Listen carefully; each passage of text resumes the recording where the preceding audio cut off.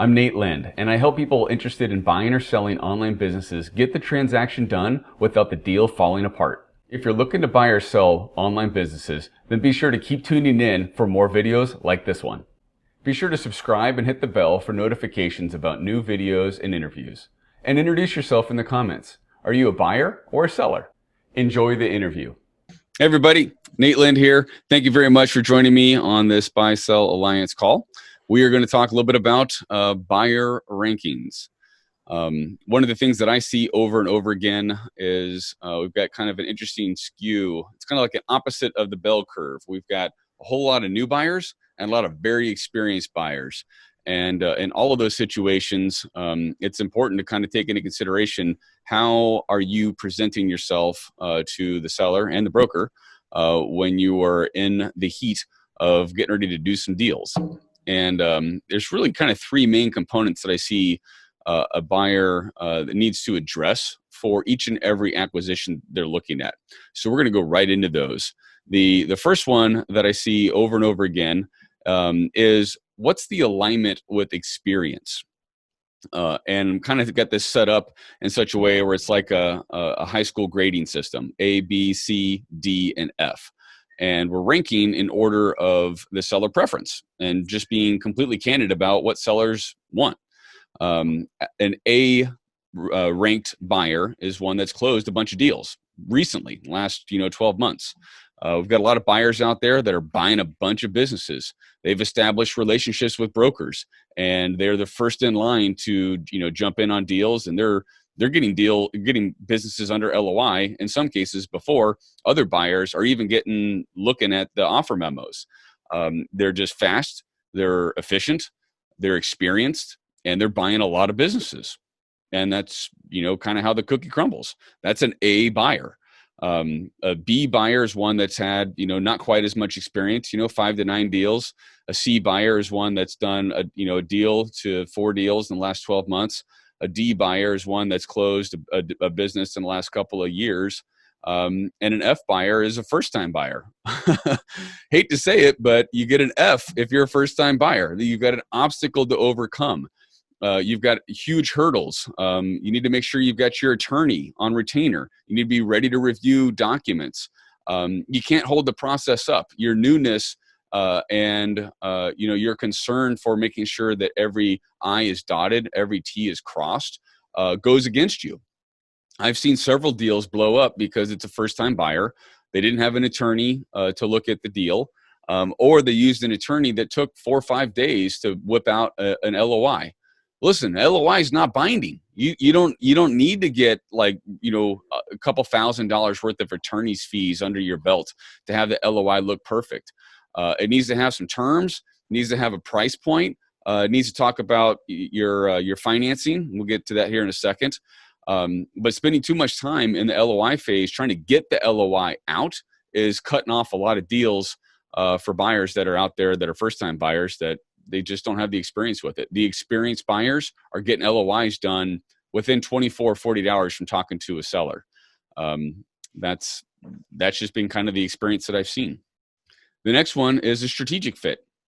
Again, ranked in order of seller preference, top being a preferred buyer, an A buyer, and then C being a less attractive buyer. An A buyer is someone with direct experience in the same niche, the same sector as the seller. So this could be a buyer that has a similar business, or they have a portfolio of companies, or they have experience, direct. They've either run businesses like this. They've got a lot of industry contacts.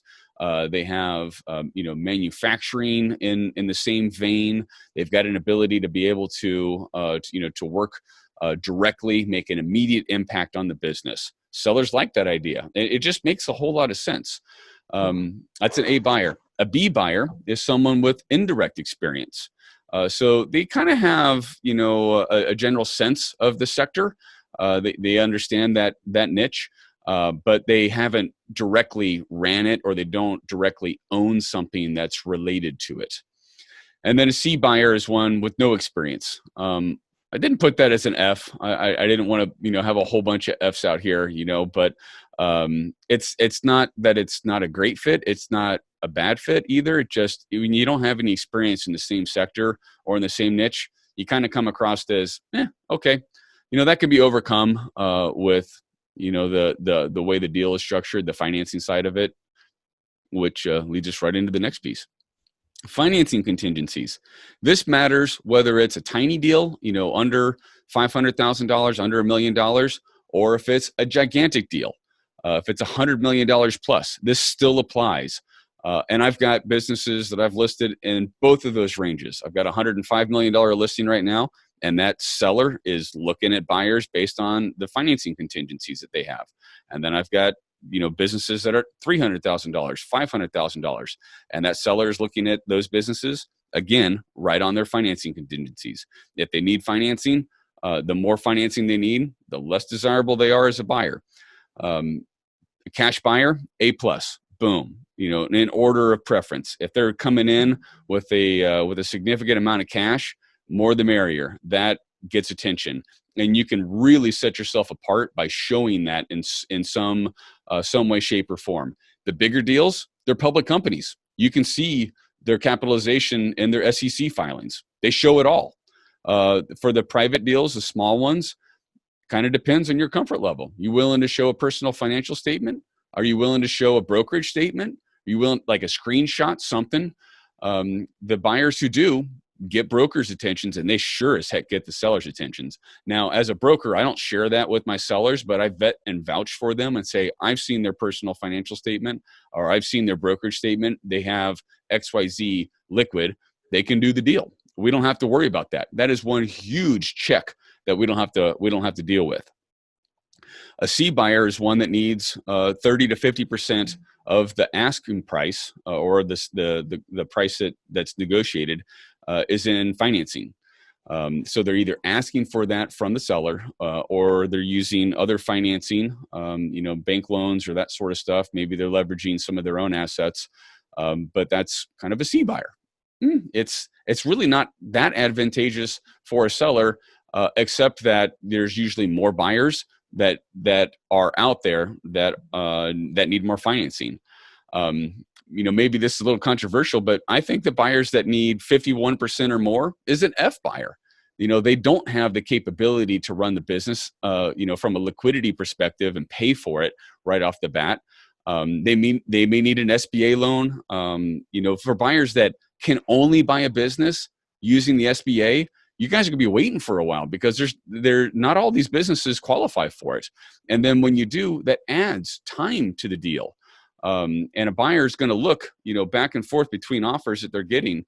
And even if it's one that is not as much, they have to make a decision. The seller's going to make a decision. Well, I'm getting more cash. The buyer has more cash. They may not get more cash. That is kind of an equalizer with the SBA. The SBA gets a lot of cash into the seller's pocket. There's just so many less of those. I think we probably see 10 deals for every that's non-SBA that we do for every one SBA deal. But offers that require 51% in financing, especially if they're leveraging seller financing in that, is not super attractive for sellers. So I wanted to put these out here. These are kind of how I view it, having seen hundreds of conversations over the last 6 months or so, back and forth, people submitting LOIs on deals I'm working, me working with other brokers and submitting LOIs, and the brokers just kind of sharing candidly with me, here's, what the offers need to look like, or here's what the buyer profile needs to look like. Just wanted to get this out there and share with you all, what I'm seeing out there, so you can self-rank. The intention of this video, and this conversation is to be able to look through this and then be able to, rank yourself. Where do you see yourself fitting on this if you're out there looking for businesses? And what can you do to improve your standing in the eyes of sellers and of brokers that are out there? And that's that's really kind of the main piece that I had for us to talk about. So I'll shut my trap now. And if anyone out there's got some questions, by all means, hop in, or any thoughts or concerns on your own. I'd love to hear it.